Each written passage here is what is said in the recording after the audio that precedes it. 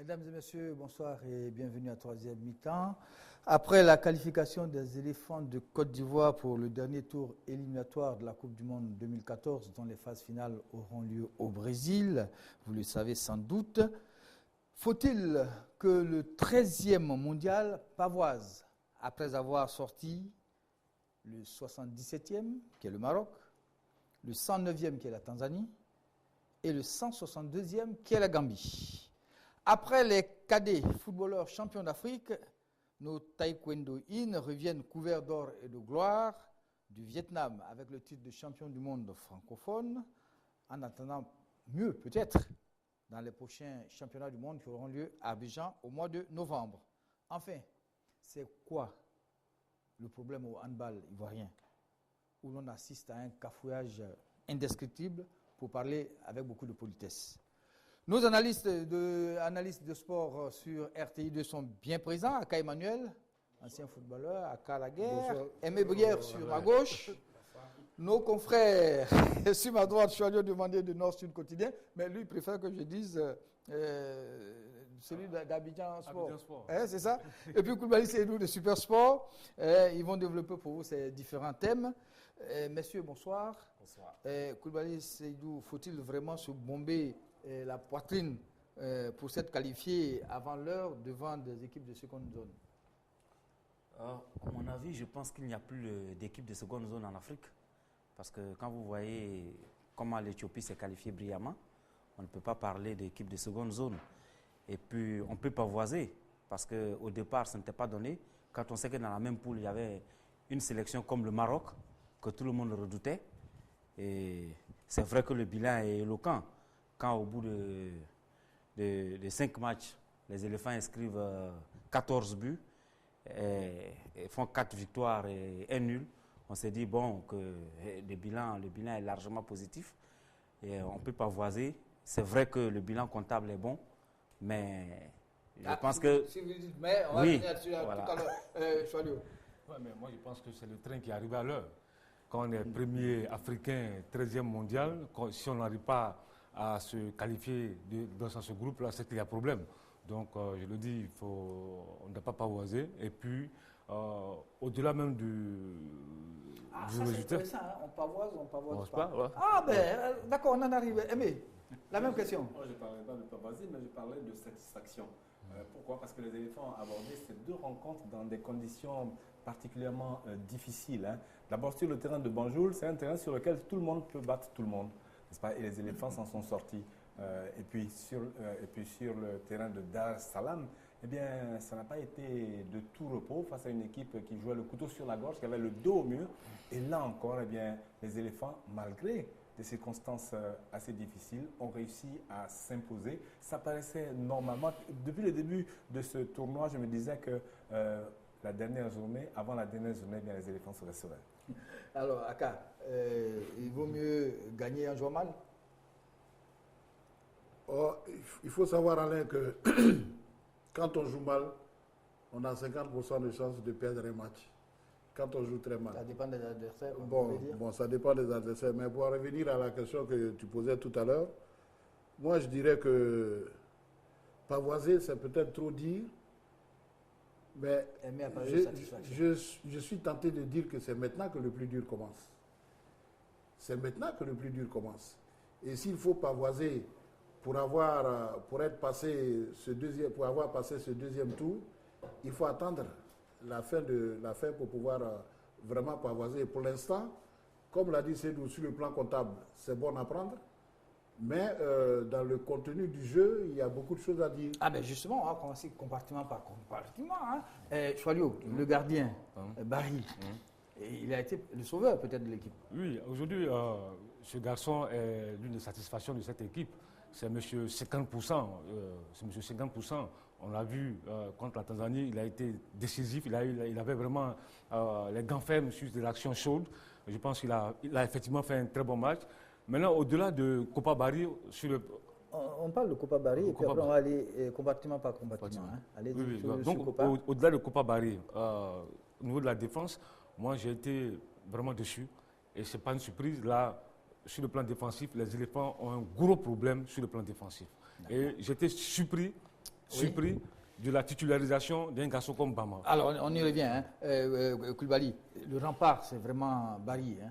Oui, c'est Kopa Barry. Et puis, il faut dire, il y a quelques années, on se disait que les éléphants n'avaient pas un grand gardien. Et on ne construit pas une grande sélection sans grand gardien de but.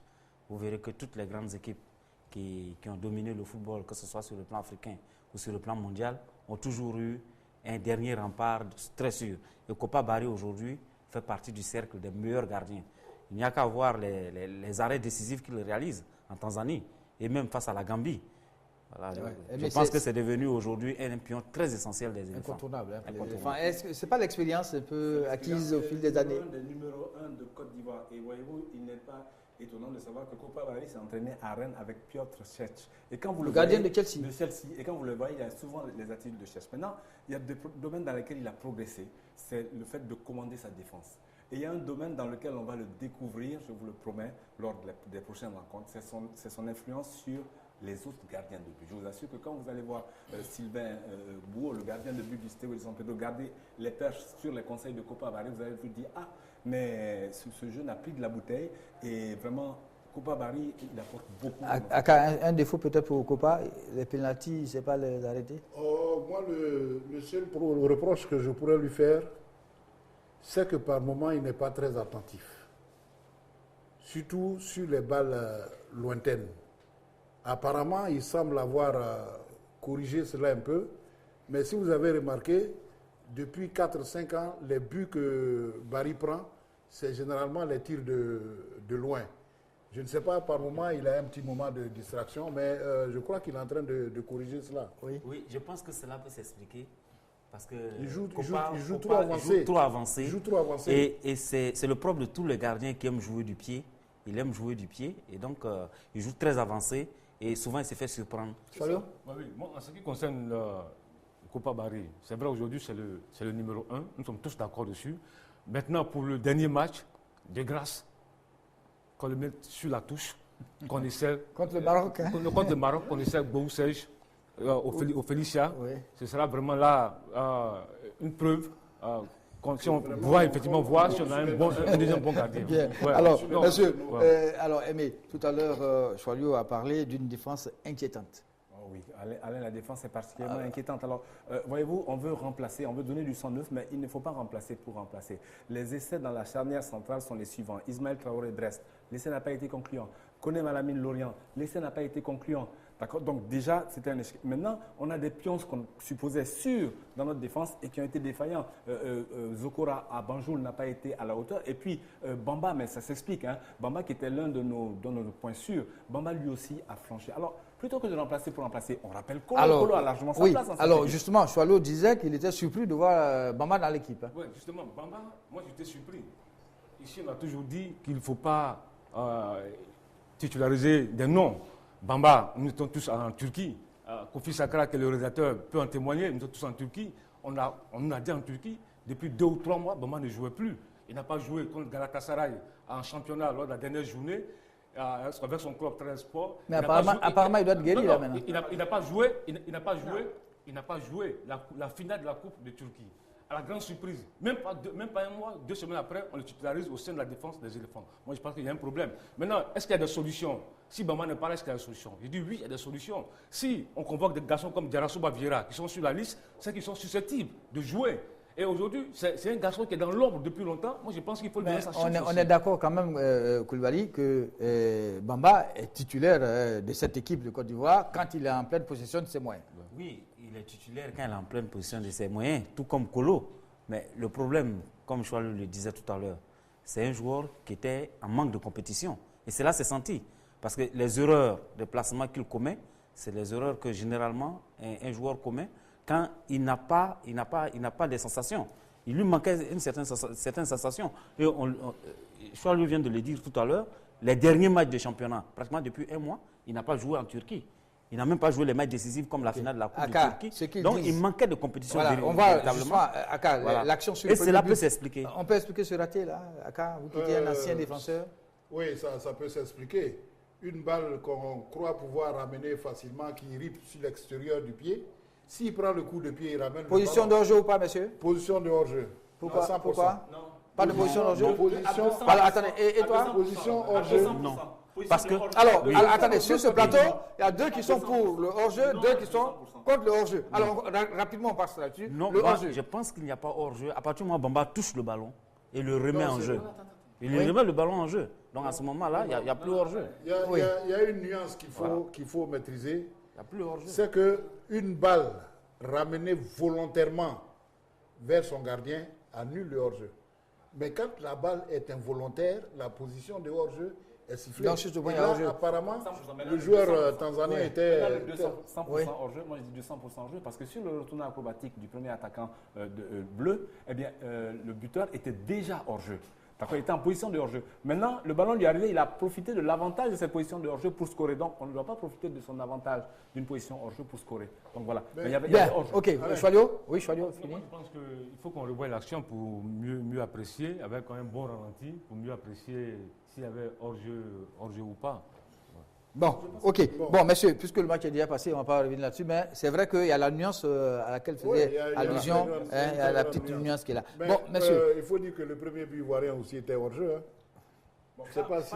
Bon. on va le voir, mais Peut-être peut-être pas pas Yaya. Yaya, Mais bon, Alain, pour oui. revenir à ce que tu disais tout à l'heure par rapport à notre défense, je crois que notre défense, mine de rien, jusqu'à il y a 2 ou 3 ans, était une défense qui nous apportait quand même une certaine stabilité. Depuis 3 ans que Kolo n'est plus titulaire, peut-être que c'est là qu'on a des difficultés. Sinon, par le passé, quand même, c'était une des satisfactions, surtout dans l'axe central. Maintenant, ce que je veux dire, c'est que quand une équipe défend, il ne faut pas seulement voir les défenseurs. Ok. Parce que... D'accord, on revoit l'action. Merci, Sacré, on revoit l'action. Bon, Mais qui c'est passé le- très vite. Hein. Peut-être que sur ce plan-ci, on verra bien le retourner.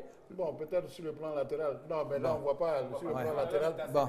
Ok, Sur le plan bon, messieurs, latéral. le temps qu'on poursuive avec les différents autres compartiments, nous avons en ligne, Choilio, le président de la JCAT, hein, Maître Adou Nangon.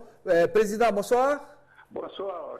Bon, président, je suppose que le premier club de football de Côte d'Ivoire, qui est la JCAT, en tant que président, vous devez être satisfait de la qualification avant l'heure des éléphants de Côte d'Ivoire. Premier club de Côte d'Ivoire. Bien sûr Non, que je en suis 1900, très oui, satisfait c'est et je le tiens à plus récent. féliciter tous ces jeunes gens qui ont donné le meilleur d'eux-mêmes pour nous qualifier avant la dernière journée. Mes félicitations aussi vont à l'endroit des encadreurs, des journalistes et de nos consultants qui, par leurs critiques, permettent aux coachs de tenir quand même compte. C'est vrai, vous venez de mettre l'accent sur la défense qui nous donne des fois des sueurs froides.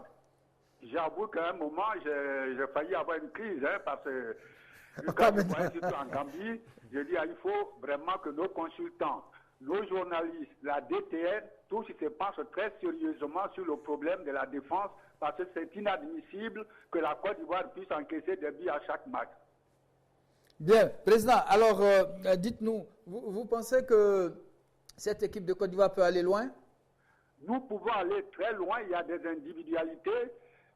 La ligne d'attaque crache du feu.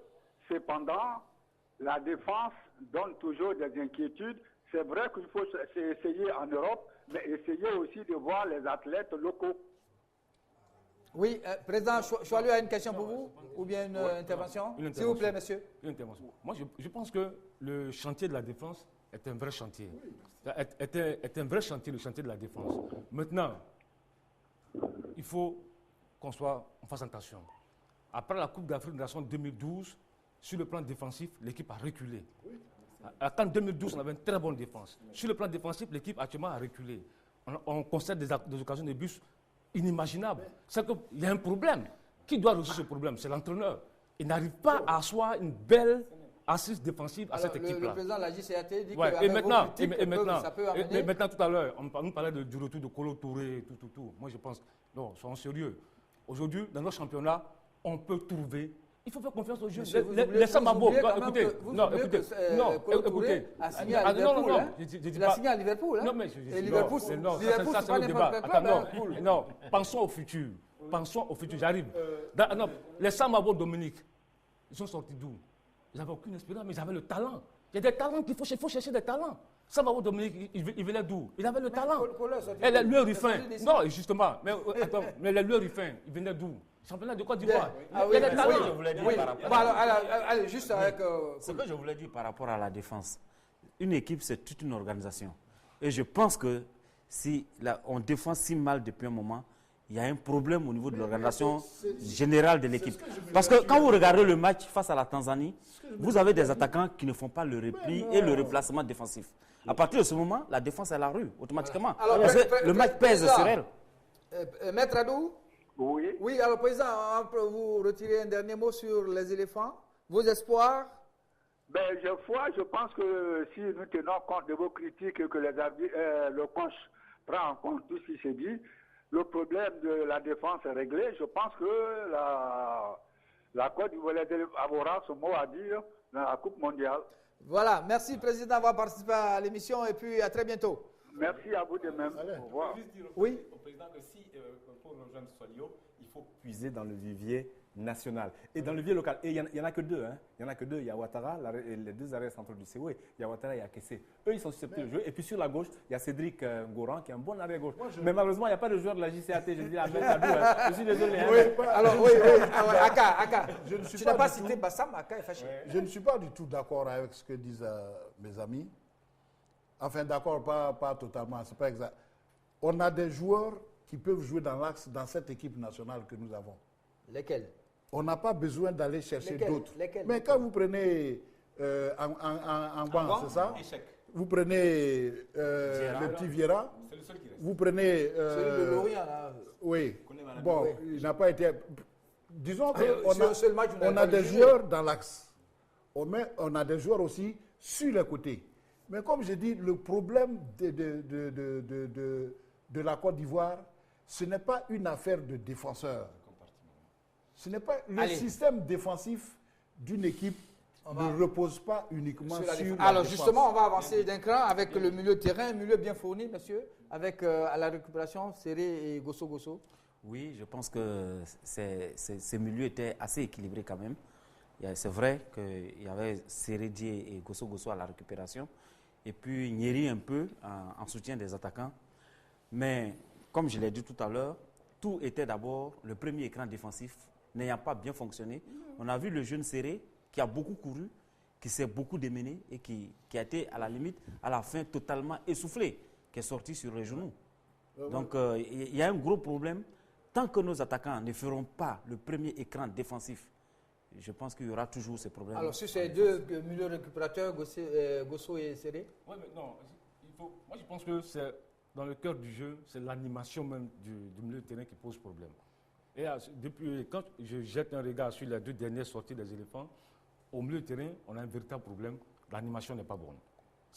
Et tout à l'heure, pour rejoindre un peu ce qu'Aka disait, si l'animation n'est pas bonne au milieu du terrain, derrière, forcément... Oui, ça a une répercussion. Ça a une répercussion. D'accord. Donc il faut revoir... Non, je vais expliquer. On a retrouvé, en fait, avec cette configuration, le basique de Sabri Lamouchi. Le basique de Sabri Lamouchi, c'est deux récupérateurs, n'est-ce pas, pur et dur. Non, là, c'était une erreur de casting. Ouais. Deux récupérateurs purs et durs, et puis, à côté d'eux, s'ils font correctement leur travail et s'ils assurent l'équilibre de l'équipe, à ce moment, mais malheureusement, ils se sont époumonés à longueur de match. Ni Gosso, bon, il cherche à retrouver ses marques au sein de l'équipe. Il n'a pas été aussi bon que ça. Il a eu une grande activité, mais ça n'a pas été tout à fait positif. Maintenant, Serré était tout seul. Moi, je trouve que Gosso a fait une bonne rentrée. Oui, non, il s'est battu, mais il n'a pas été à son devant. Il reprend un peu. Il reprend contact. Maintenant, Serré il a bien joué, mais seulement il se retrouvait souvent devant 2-3 adversaires.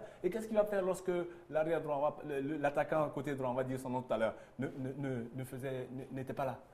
Alors, ils étaient tous sur lui quand les latéraux montent, c'est sûr, du côté droit, c'est sûr. Alors, monsieur, un dernier mot sur le milieu. Oui, ce que je veux dire, c'est qu'effectivement, avec ces deux-là, on a deux joueurs, deux très bons récupérateurs. Et sans oublier Tioté aussi, qui était suspendu. Bon, si Tioté revient, il va falloir si Tioté revient, il va falloir choisir. Parce que je pense que la base, c'est quand même deux milieux récupérateurs. Tioté, il est titulaire. Lui. Bon, enfin.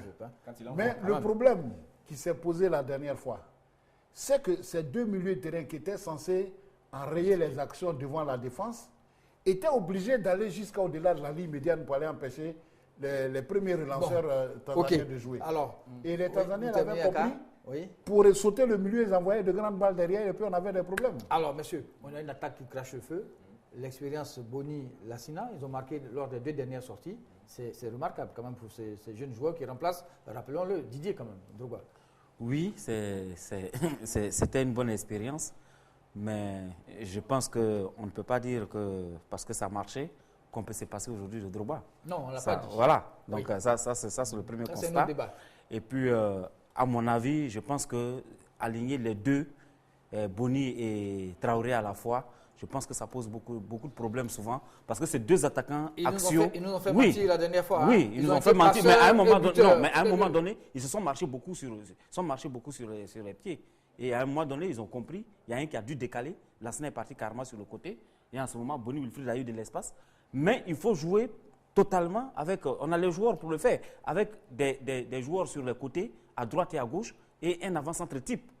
Je pense qu'on peut le faire, parce que quand on a Kalou, quand on a Boli Matisse, quand on a Gervinho, je pense qu'on a les moyens de jouer avec des joueurs de couloir. Non, mais sur ce match contre la Tanzanie, il n'y a pas eu de duo. Boni a remplacé Traoré. C'était un remplacement poste pour poste. Donc là, le problème ne se posait pas. Mais ce qu'on doit retenir, c'est qu'on a 2 gros finisseurs. Traoré, c'est un buteur. Chacun a un style particulier. Traoré, c'est un buteur fou. Boni, c'est un buteur fou. Je pense que là, sur le plan offensif, on est vraiment paré avec ces 2-là. Bon, et puis maintenant, il faut maintenant leur donner de bons ballons pour qu'ils puissent marquer. Les 2 buts qu'ils marquent, c'est des buts d'avant-centre, c'est des buts de buteurs. Je pense que c'est des jeunes à encourager, il faut les soutenir. Aimer sur les 2, oui. Une prestation correcte de Boni Wilfried et de Traoré. Et voyez-vous, Alain, ils ont joué l'un à la suite de l'autre contre la Tanzanie. Mais vraiment, techniquement, c'est assez malléable, parce que Traoré peut jouer légèrement sur le côté. Le jour où Lamouchi va décider de jouer avec 2 pointes, c'est Traoré qui va être légèrement sur le côté et il s'en sort bien. On a la chance d'avoir 2 joueurs qui sont perfectibles, la marge de progression est énorme. Et qui ont le sens du but. Voilà, et qui retrouvent leur marque, qui jouent, qui ont du temps de jeu et qui ne font que s'améliorer. Maintenant, il faut les pourvoir en bon ballon. Ok, Aka, on passe justement avec 2 individualités qui font la différence, Yaya et puis Gervinho. Qui font la différence sur le plan offensif. Sur le plan offensif. Mais du point de vue défensif, les gros problèmes que nous avons dans le milieu de terrain et par ricochet en défense proviennent de ces joueurs-là. Si vous regardez le dernier match, vous allez voir que sur une seule balle, on a au moins 3 joueurs qui sont éliminés. Et les gens se retrouvent facilement dans notre camp. Yaya qui revenait pas. Alors, vous prenez par exemple cette action de Gervinho, qui fait la différence là. Oui, naturellement. Sur le plan offensif, il n'y a pas de problème. Mais ce que je disais, c'est que sur le plan défensif, il crée un déséquilibre au niveau de l'équipe parce que le travail défensif qu'ils sont censés faire à la perte de la balle ne se fait pas correctement. Vous pensez que Yaya ne fait pas assez? Oui, justement, ce qui est juste, Yaya, il ne joue que lorsqu'il a le ballon. Le reste du temps, il ne fait que marcher. Gervinho, son déplacement défensif, il faut qu'il améliore. Donc moi, je pense que ces 2 joueurs-là, sur le plan offensif, c'est un plus, mais sur le plan défensif, il faut qu'ils travaillent davantage. Il faut qu'ils travaillent, qu'ils se mettent au service. Et ce qui est écœurant, excuse-moi, c'est que quand vous voyez Gervinho jouer à Arsenal, quand il joue sur le côté, parfois il se retrouve arrière-gauche. Quand vous voyez Yaya jouer à City, mais il est presque partout sur le terrain. Bien, monsieur. Ok, un dernier mot là-dessus. Un dernier mot. Un joueur dont vous n'avez même pas parlé, c'est Salomon Kalou. Voilà un joueur qui est pétri de classe. Mais il faudra bien prendre la décision un jour parce que quand il joue en équipe nationale, Kalou devient comme transparent. La seule action valable de Kalou, c'était le coup franc de Yaya qu'il a provoqué. Et il faudrait quand même trouver quelque chose. Il faut trouver quelque chose. Pourquoi est-ce qu'il joue comme ça en équipe nationale? C'est inexplicable. On s'explique. C'est inexplicable. Mais ce que je voulais dire par rapport à ce que Aka a dit, quand on aligne Kalou, on met Traoré Lassina, on met Gervinho, et Yaya derrière, on a déjà 3-4 joueurs qui ne défendent pas. Quand vous regardez un peu la physionomie du match, dès que les éléphants perdent le ballon, Traoré se met dans la peau d'un avant-centre type, donc ne replie pas. Kalou ne revient pas dans le couloir. Et Gervinho ne fait pas la même chose. On termine avec les latéraux, Aurier a beaucoup souffert. Voilà, Koulibaly, merci d'avoir donné la précision. Messieurs, il y a eu d'autres pays qualifiés, tout comme la Côte d'Ivoire. Il y a l'Éthiopie, la Tunisie, l'Égypte, puis l'Algérie. La surprise, je pense, Aimé, c'est l'Éthiopie. Oui, l'Éthiopie l'Éthiopie constitue plus une surprise. Hein. Aimé. Oui, mais l'Éthiopie, en attendant que la FIFA ne se penche sur leur cas, parce qu'ils ont une épée de Damoclès qui pend au-dessus des 3 points qu'ils ont acquis lors de l'utilisation d'un joueur qui ne devait pas jouer. Mais l'Éthiopie, ce n'est plus une surprise. Dans l'Éthiopie, ma foi, par rapport à leurs 2 rencontres face au Bafana, déjà, ils ont montré qu'ils avaient la pointure. Un match nul en Afrique du Sud et puis une victoire 2-1. Oui, et l'Éthiopie, ce n'est pas une surprise. Alors, vous avez la liste des qualifiés, hein, Éthiopie, Tunisie, Côte d'Ivoire, Égypte, effectivement. Ajouter. Oui, l'Algérie aussi qui manque, hein, les gars. Je pense que là, le dernier tour, on aura des gros. C'est des grandes équipes qu'on va retrouver. Donc, l'équipe de Côte d'Ivoire doit montrer c'est pour ça que j'ai dit, un jeu collectif. L'équipe de Côte d'Ivoire doit montrer un jeu collectif qui est à la hauteur de ses individualités. Parce que moi, j'ai l'impression qu'on n'arrive pas sur le contenu du jeu. On n'arrive pas. L'équipe ne progresse pas. Moi, j'ai l'impression que quand vous parlez de l'équipe de Côte d'Ivoire comme ça, le jour qu'elle sera à la hauteur, elle va battre tout le monde. Mais attends, Alain, d'accord. Alors, la Mouchi, Alain, lui, l'écoute. Et il faut faire jouer l'équipe comme le souhaitent les Ivoiriens. Alain, oui. Parce que le problème, c'est quoi? C'est vrai, battre la Gambie, la Tanzanie, contre la Gambie, on a vu. On est encore revenu. Non, mais laisse-moi. On parle des autres pays. Laisse-moi développer. On a parlé de l'Éthiopie, l'Algérie qualifiée à l'Illogique. S'il vous plaît, parce qu'on n'aura pas le temps. Oui, les éléphants seuls peuvent prendre 5 heures. J'ai pas fini. Il y aura de bonnes surprises. Et puis, comme l'a dit Aka, le second tour va être un tour, ça va être des matchs de coupe, parce que c'est élimination directe. Généralement, quand vous vous retrouvez dans les matchs de poule, vous pouvez faire des calculs. Mais là, c'est des matchs de coupe. C'est élimination directe et les éléphants auront leur destin entre leurs pieds. Ça va être, je pense qu'il faudra faire attention parce que quand on voit l'Algérie, on voit la Tunisie qui arrive, on voit l'Égypte qui s'est reconstruit une nouvelle santé. Je pense et puis, messieurs, il y a un retour en force. Alors, vous avez 30 secondes pour terminer. Oui, non, je dis, c'est important ce que je veux dire. Oui, allez-y. Parce que depuis que cette équipe évolue, on ne sent pas encore l'empreinte de Lamouchi sur le jeu des éléphants. Son projet de jeu n'est pas visible, il est illisible. Il y a un problème. Et bizarrement, il n'a qu'une seule défaite depuis qu'il est à la tête des éléphants. Non, mais attends, quand tu revois les matchs, c'est le score anecdotique. Quand on voit les matchs, c'est anecdotique. Demain, si on tombe sur le Nigeria, l'Égypte, les équipes qui ont des avancantes des finisseurs, des buteurs, mais on va souffrir. Et on va venir encore pleurer ici. Non, on n'aura pas de chance de tomber sur le Nigeria cette fois-ci. Ils sont parmi les 5 premiers qualifiés. Alors, messieurs, il y a un autre pays africain qui revient de nulle part, le Burkina Faso, qui avait perdu justement un match sur tapis vert, pénalité, et l'équipe du Burkina Faso qui aligne 2 victoires consécutives et qui est en passe de se qualifier, puisque le premier du groupe n'est qu'à 1 point, c'est le Congo, et le Congo se déplace au Niger, et le Burkina reçoit l'équipe du Gabon. Alors, nous avons en ligne notre confrère depuis Ouaga, Alexis Konkobo. Alexis, bonsoir.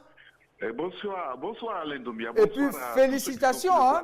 Félicitations. C'est un retour en force du Burkina Faso, des étalons du Burkina. Je pense que l'équipe des étalons à l'heure actuelle ont atteint une certaine maturité, il faut le dire, depuis la Coupe d'Afrique des Nations.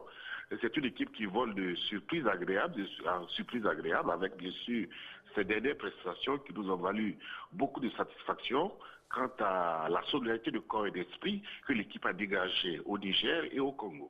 Alors, dis-nous, qu'est-ce qui s'est passé exactement lors du match perdu par pénalité? Voilà, il faut simplement avoir le courage de le dire.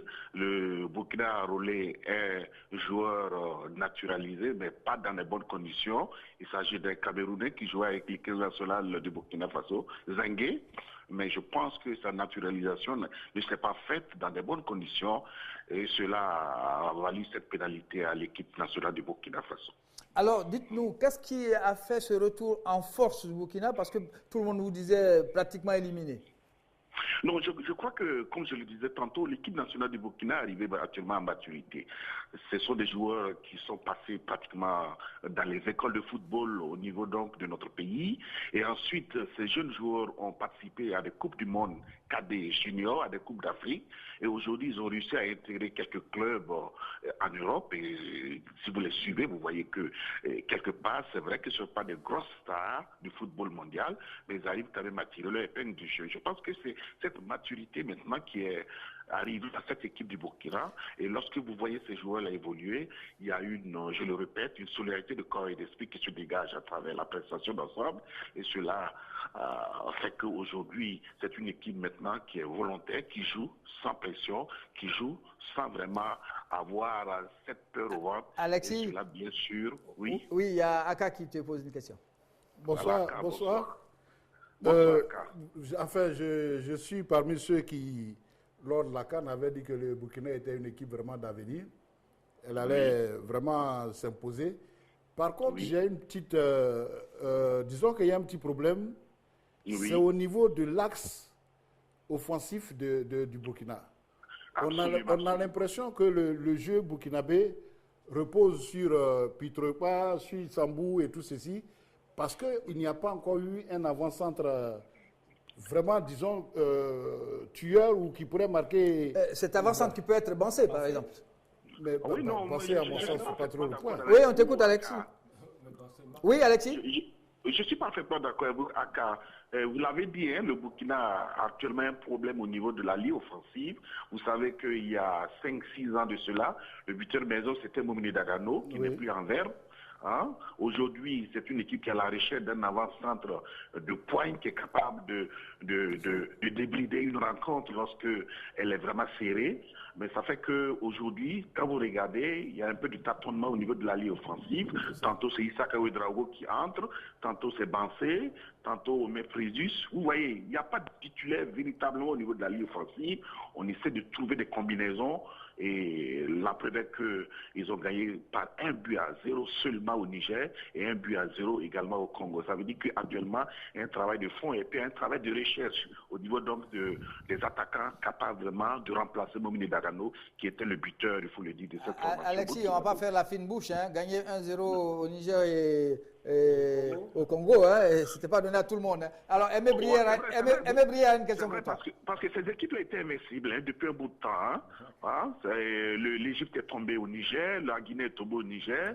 Il y a 4 ans, on ne pouvait pas battre le Congo à domicile et nous, on est venu vaincre ceci indien là. Alors, Aimé a une question pour toi. Bonsoir Alexis. Bonsoir Aimé. Bonsoir Aimé. Tu sais que nous suivons l'évolution des Burkinabés depuis 2-3 ans et nous avons prédit ici l'émergence d'une équipe tout à fait compétitive. Alors nous avons suivi cette équipe en Afrique du Sud et au-delà de la qualité du jeu produit, au-delà du cœur que les Burkinabés ont mis à l'ouvrage, eh bien ce qui nous a surtout, on est tombé sous le charme de cette équipe qui a des individualités de premier plan comme Nakoulma, comme Bansé, comme Charlie Kaboré qui est un peu des nôtres, mais qui sont très humbles, qui sont communicatifs, n'est-ce pas, et qui vraiment, lorsqu'ils jouent, donnent la sensation qu'ils en veulent beaucoup pour leur maillot, pour leur couleur. Moi, ce n'est pas l'axe de l'attaque qui m'inquiète. Moi, c'est l'axe de la défense. Hein. Parce que Bako, comme tous, est capable du meilleur comme du pire. Hein. Il est capable du pire et du meilleur. Bon, et puis, est-ce que vous avez un bon gardien remplaçant? Et puis, pendant des Tigris, bon, il tient un peu sa place, mais il est limite.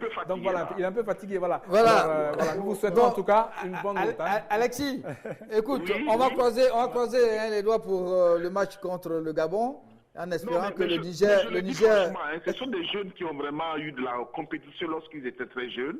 Je le dis, quand vous regardez les Param-Tigri, vous regardez les Pitouaba, ils ont pratiquement joué la Coupe du Monde des cadets, la Coupe du Monde junior. Ils ont joué la Coupe d'Afrique junior au Congo-Brazzaville, où ils avaient battu la Côte d'Ivoire 2-0. Vous vous souvenez de cette... Merci en passant. De l'équipe nationale junior au Congo. Voilà. Écoute, Alexis, merci beaucoup d'avoir participé à l'émission.